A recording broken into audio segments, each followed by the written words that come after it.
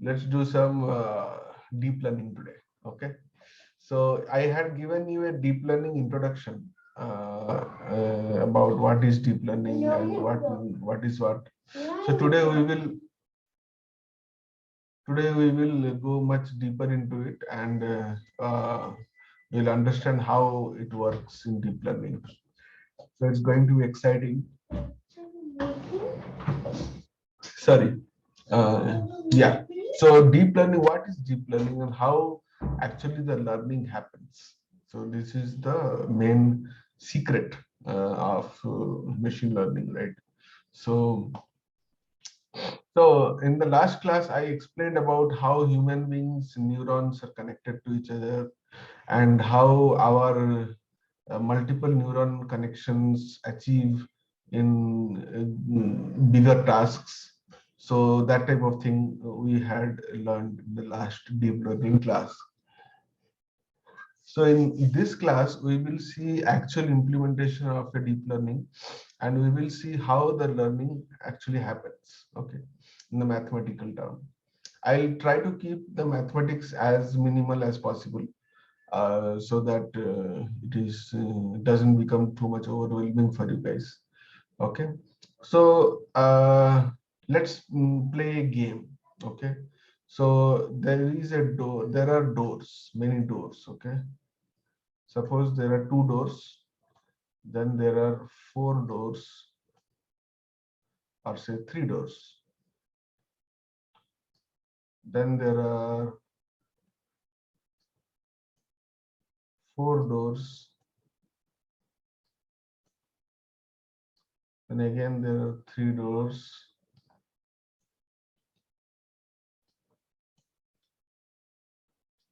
Then two doors, and here is a banana, and here is an apple. Okay, so we are playing a game of maze and we are standing here. We are standing here. Sorry, we are not standing here. We are standing here. We are standing here, and our duty is to find an apple or a banana, right? So, and there are many doors leading to apple and banana, but we don't know uh, which door leads to where. We don't know that. So what we will do? We will first randomly start. Suppose I went to this door. From this door, I went to this door. From this door, I went to this door. From this door, I went to this door. And I then went to this door. And I saw that there is an apple. Okay. So I followed this path and I found an apple. Okay. So now I want to somehow uh, record this information, my path information. Somehow I want to preserve it so that I can make use of it in the future. So how do I do it? So what I do is I take a paint bucket with me. So here is the apple door, that is that is fully red. This is fully, or I can choose this one.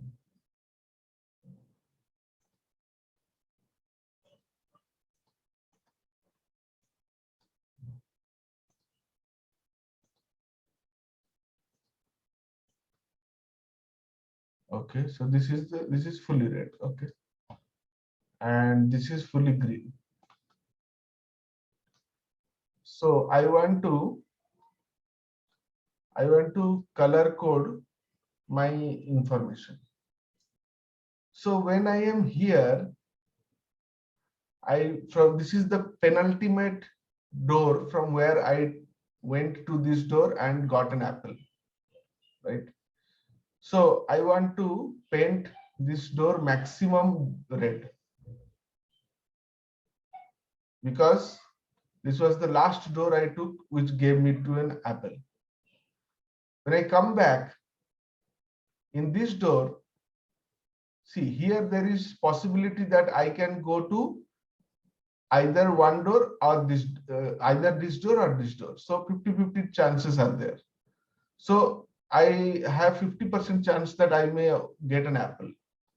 But when I am at this door, I have much less chance that I will get an apple, right? Because I have I have more number of choices. I can go here, I can go here, I can go here. From here, I can go here, I can go here, here. So I have 9 or 10 possible routes that I can go from here. Here I had only 2. So here the chance of getting an apple is little less. So I paint this much. Similarly, when I come here, it is more or less. So I paint this much. And when I come here, it is much more or less. So I paint this much. Okay. Similarly, I trace one more path. I go through one more path, which takes me to the banana. Okay. So similarly, I paint this green and I paint this one little less green. Then I add little green here. So that means this door, if I'm at this door, I have both the probabilities. I can reach an apple and I can reach an banana. And similarly here, this green. So ultimately what happens is that all the doors are color coded like that. Okay, with some portions of green and some portions of red. So when it is color coded like that, next time when I am asked that go and find an apple, based on the color codes of the doors, I can choose and I can reach an apple. Confirm I can reach an apple. I will go to one door, I will see, okay, oh, this is more red color. Okay, I'll go to that other door, that I'll see, okay, this is red, less red color. Which one is more red color? Okay, this door is more red color. Let me go to that door. So in that way, I can ultimately go and reach to and find an apple. So what happened in this entire process? I started by random walk.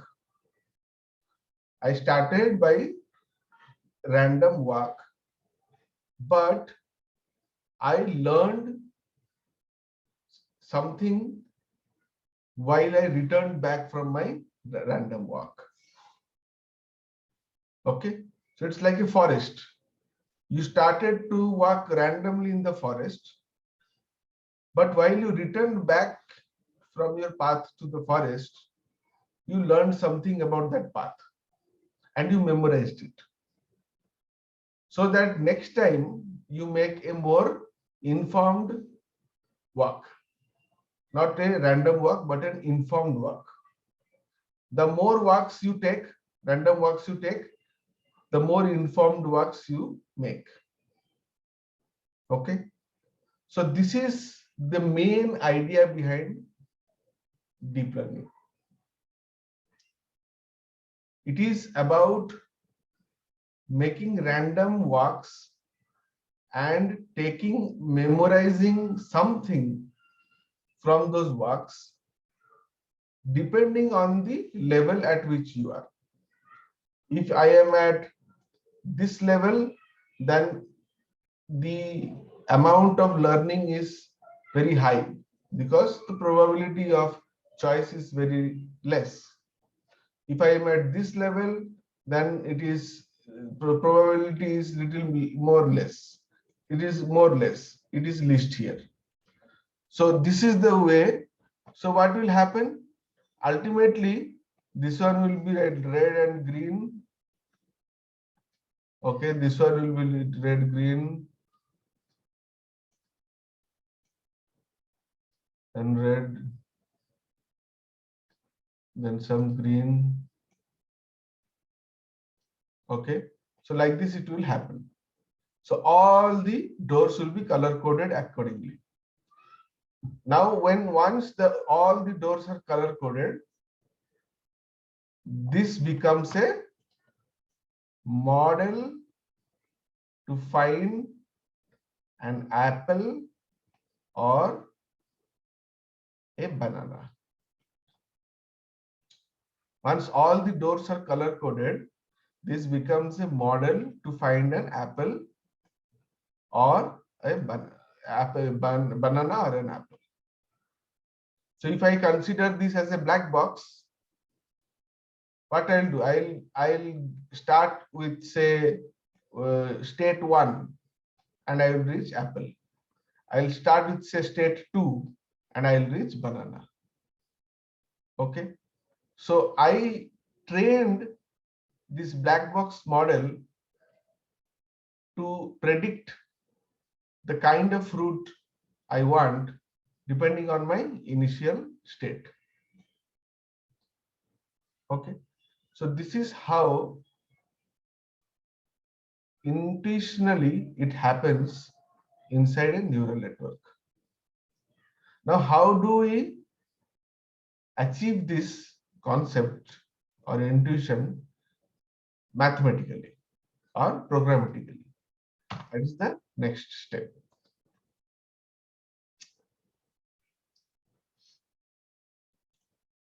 So now we know that there are doors. Okay, let us consider there are neurons. I'll tell what is a neuron. Okay. Now this is also door. These are also doors. At the end, either it is true or false. This is a binary problem. The previous one we saw was a multi-class problem. Banana, apple, two classes were there. This is a binary class problem, either true or false. Okay. So depending on the input that comes here,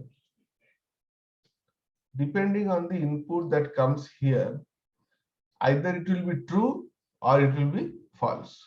So what is this? This is a model of predicting true and false depending on an input.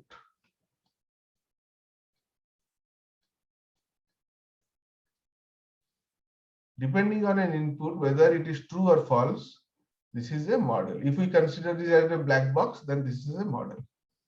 But this model has to be trained and made ready, right? This model is not self-ready. So how do we start? From where do we start? What is our starting point? How many such doors should we keep in our model? What should be the arrangement? Why 4 doors here? Why 3 doors here? Why 2 doors? Why 1 door here? Why not 3 doors here, 4 doors here? Why not like this? There are various questions in our mind that what should be the architecture of our maze or model here.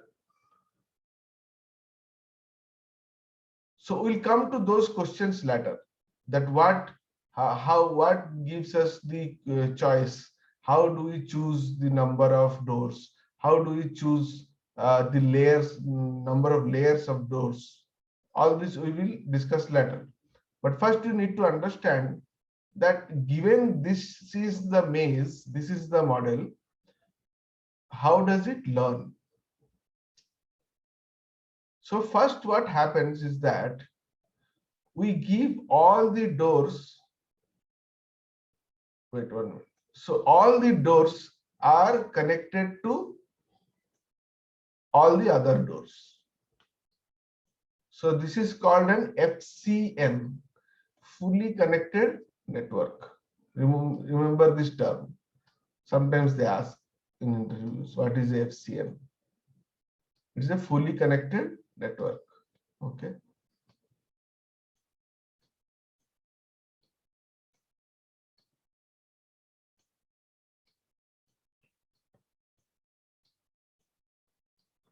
Okay. And this is a fully connected network.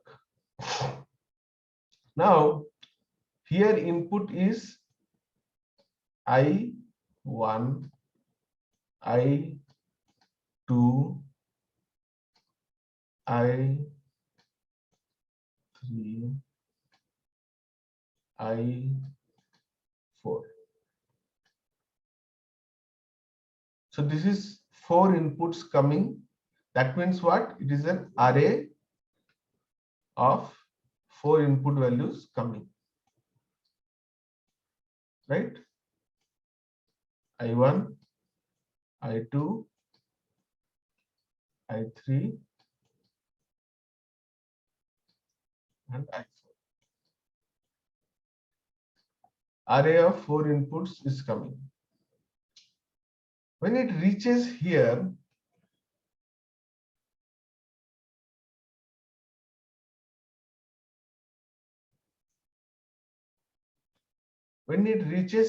there some it goes to it goes to either here or here or here, or it goes, some part goes here, some part goes here, some part goes here. Something happens, right? What is that happens?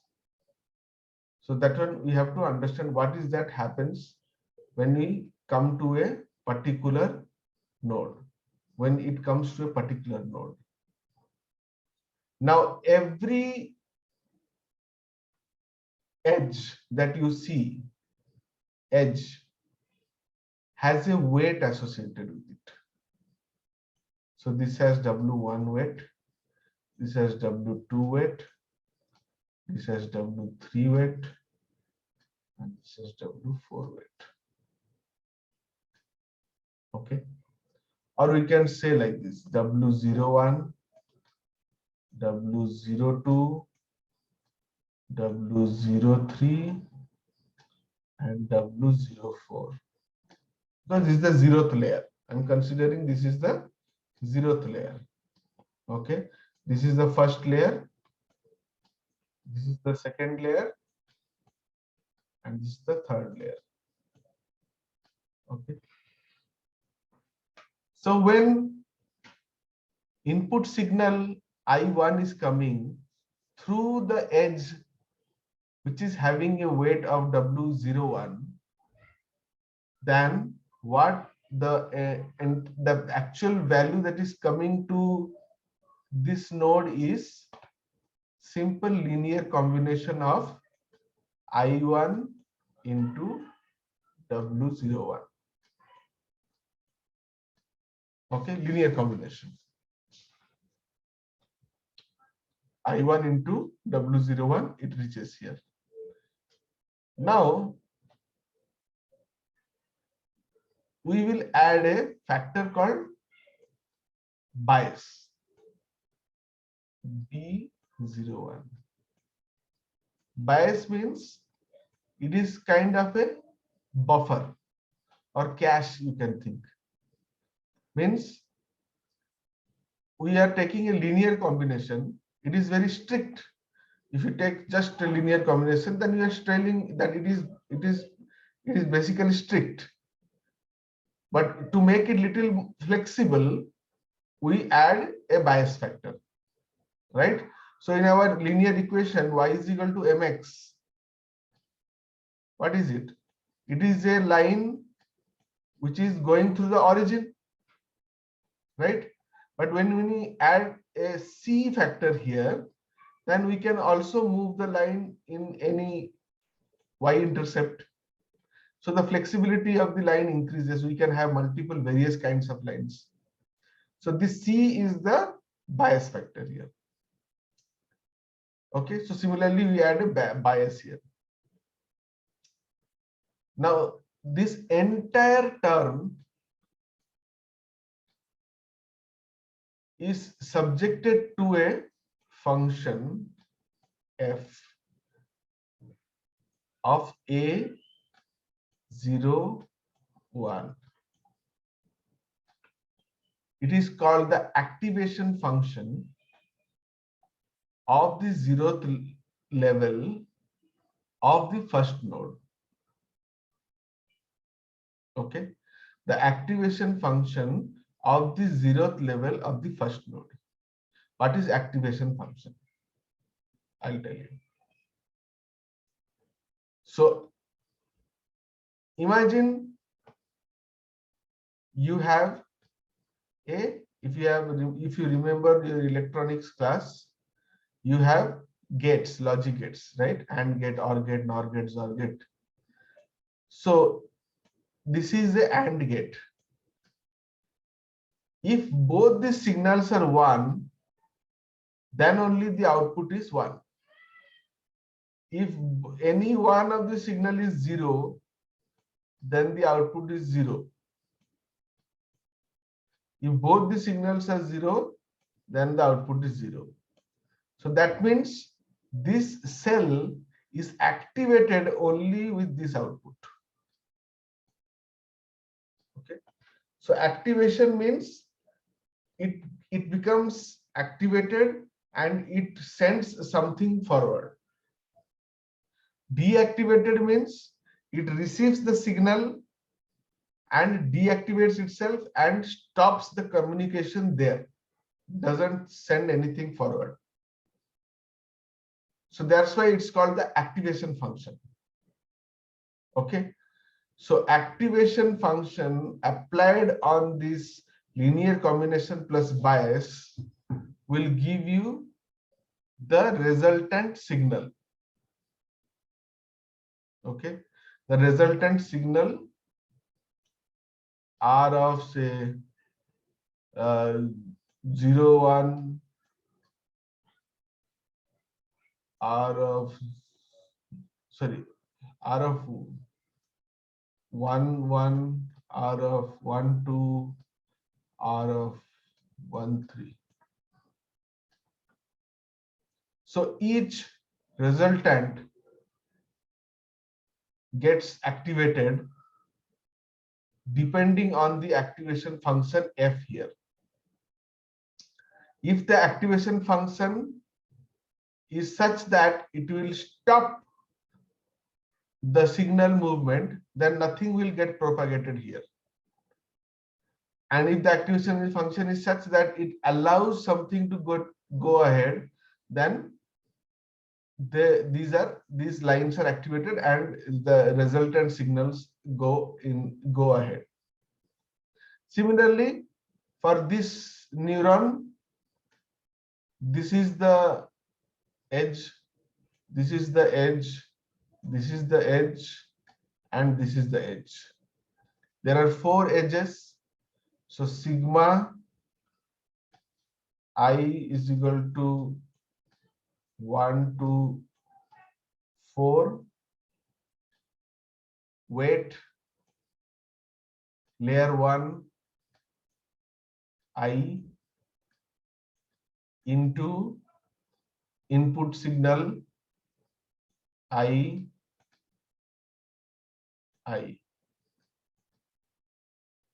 plus bias. So this is the input for this particular neuron. The linear combination of weight of the edges and the input signal plus a bias value applied with the activation function of A11, and that will determine whether these edges will be activated or not. Similarly, when we reach this edge, we have 1, 2, 3 edges.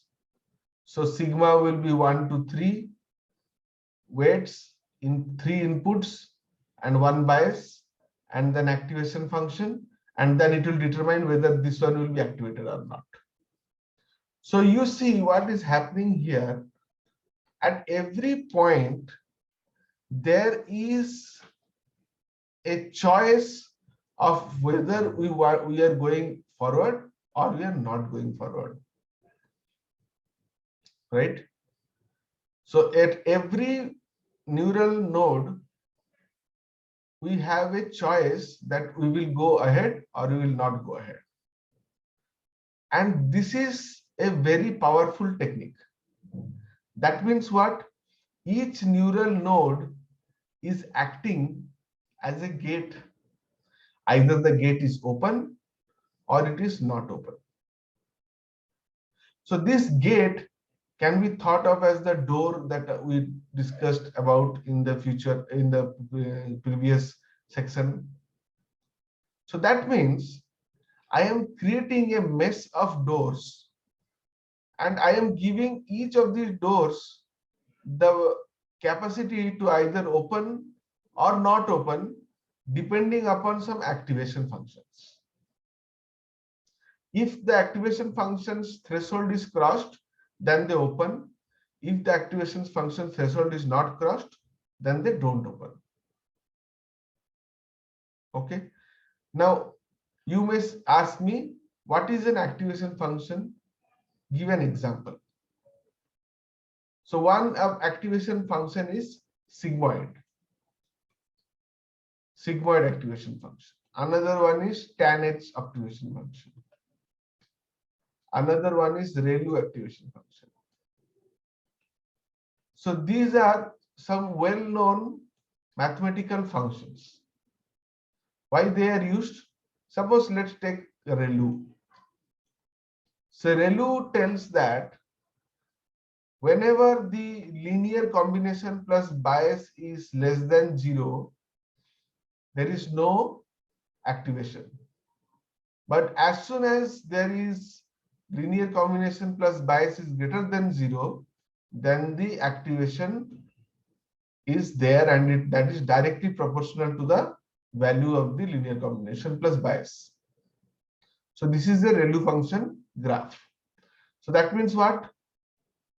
The neural node will not be activated until this point, until all the linear combination plus bias is not becoming greater than 0. As soon as it becomes greater than 0, it will have a directly proportional value, like whatever be the linear combination, proportionally same output will be going. Okay.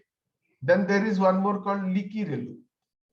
Leaky ReLU means instead of totally becoming 0, we give this one before 0 a very small number. Here it is 0 completely. Here we give it a very small negative number. We are not making it 0. There is reason for that. I'll explain you later. But this is one more activation function. Similarly, tan-H and sigmoid activation functions are there. Sigmoid activation function oscillates between +1 and -1. So either if it crosses this boundary, this boundary, then it is activated. If it is not crossing this boundary, then it is not activated. Okay. So these are some of the examples of activation functions that are applied to these neural nodes. So basically that means what we are doing is, if we generalize and think in terms of in generic terms, we think, we don't go very deep into the mathematics, and we try to understand what is actually happening. What is happening is that we are sending a bunch of signals to a maze where the doors will open or not open depending on some activation function, and then they will reach the output. Now, what is the purpose of doing this? What is the purpose of doing such activity? Do you find any logic in doing this? How do you think that learning will happen by doing this?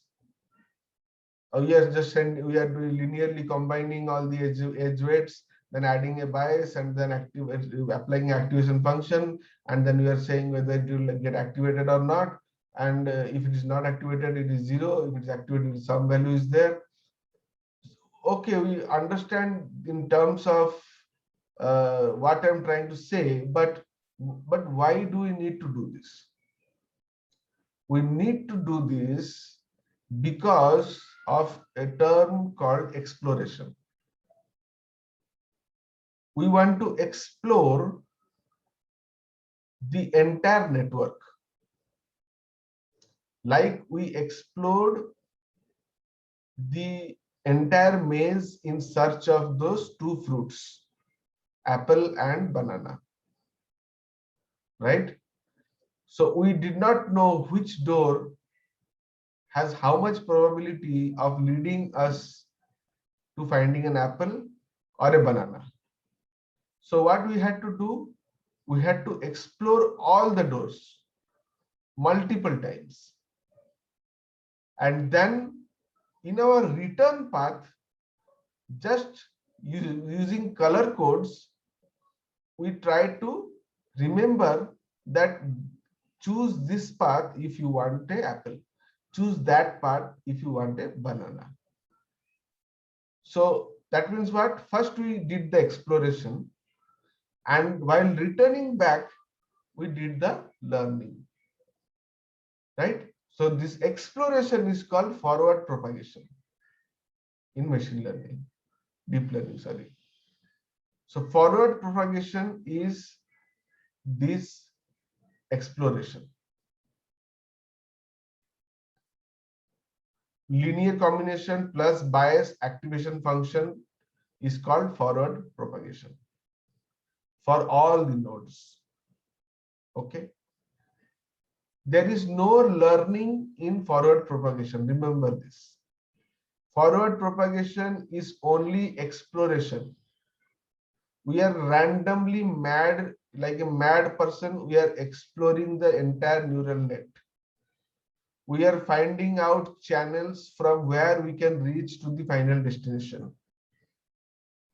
But when we are returning back, that is the point when we are marking things and remembering things, remembering path, remembering probabilities, and learning which path to take to reach where.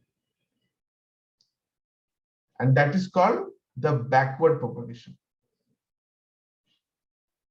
So forward propagation and backward propagation is one cycle for a deep neural network. In forward propagation, we do exploration. In backward propagation, we do the learning. How the learning happens, I have intuitively described you by color coding, by the color code technique. But mathematically how it happens, I will tell you in the next class. How mathematically we can learn from the explored paths and remember things so that we can reuse them in the next time is called backward propagation. And it uses calculus, differentiation.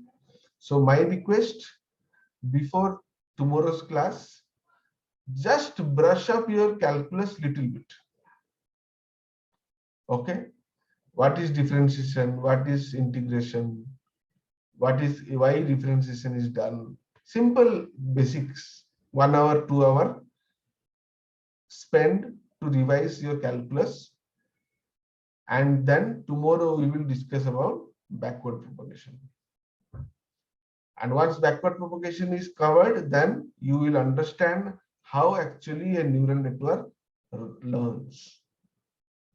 And then we will come to multiple questions about the architecture of a neural network.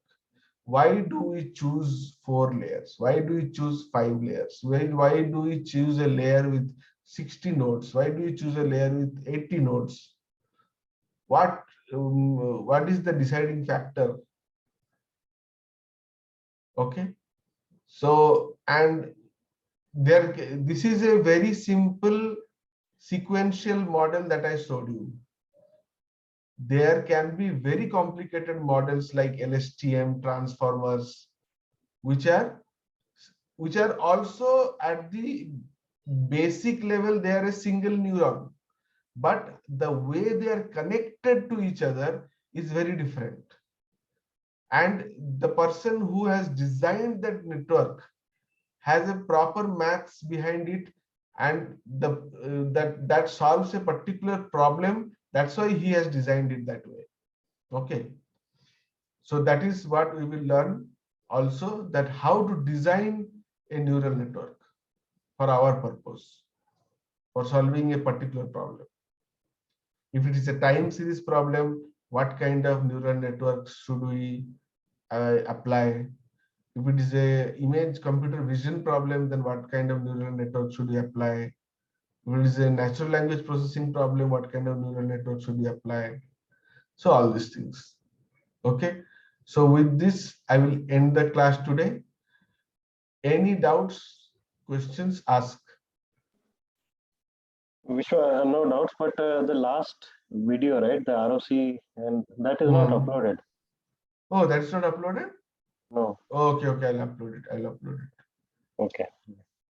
And please do go back and revise your calculus little bit so that it doesn't come as a complete shocker to you. Okay, you understand the meaning. Mostly understand the meaning of calculus. I'm not asking you to memorize the formulas and everything. Just intuitively understand what is calculus, what is differentiation, and what is integration. Then it will be more fun for you to understand the backward propagation. And then you will understand what is deep learning then. Okay. If no questions, then I'll wind up the class. If you have questions, then please ask me.